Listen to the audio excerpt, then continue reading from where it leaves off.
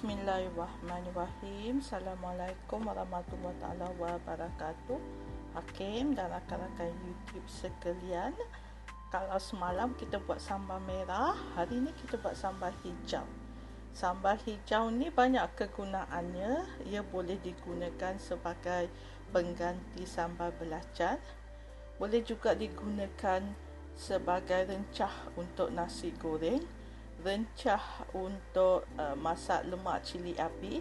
Jadi tak perlulah nak blend bawang, blend cili lagi. Ambil 1 sudu atau 2 sudu, masak terus. Boleh juga dimakan bersama ikan goreng panas-panas dan ayam goreng panas-panas. Jadi ianya menjimatkan masa kita di dapur. Okey, saya ada dalam setengah kilo lada besar.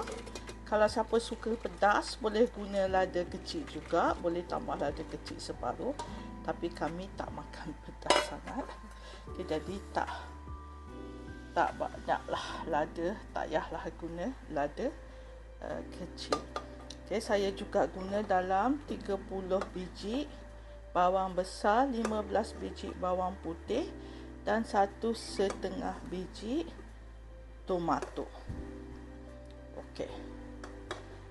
Ini ala-ala cili gesek ke? Ya, betul. Ala-ala cili gesek, tapi dimasak dalam kuantiti yang banyak untuk kita frozenkan. Okey, kita akan letak minyak dulu untuk kita masak cili ini. Okey, saya dah masukkan minyak dah tu. Nanti kita masak, minyaknya tak semestinya penuh sebab nanti bila kita masak, cili dan bawang tu akan kecut. Tapi dalam 3/4 penuhlah minyak. Masakan pertama untuk 20 minit, suhu 105, reverse blade. Kita tak nak lada tu hancur nanti, dan putaran blade-nya terletak pada 3.0. Okey, selepas 20 minit, inilah rupa sambal hijau kita. Saya akan buang dulu minyak ni sedikit sebelum blend. Selepas dibuang minyaknya, inilah rupa cili kita. Saya akan masukkan ikan bilis yang digoreng, sedikit belacan dan perasa, 4 sudu gula, setengah sudu garam dan sedikit stok ayam. Okey, kita blend kita punya cili untuk 6 second. Putaran blade 8.5.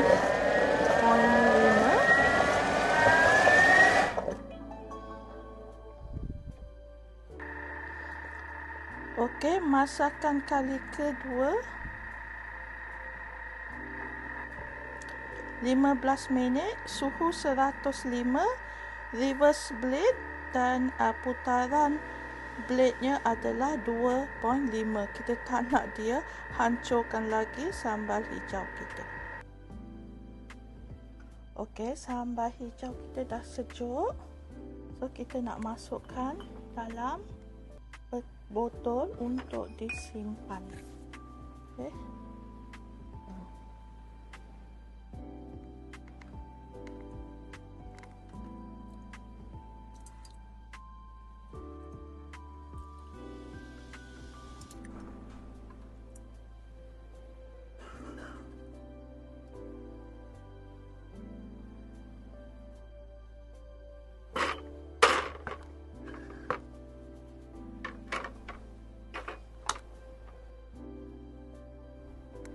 Alhamdulillah, dapat 3 bekas ni.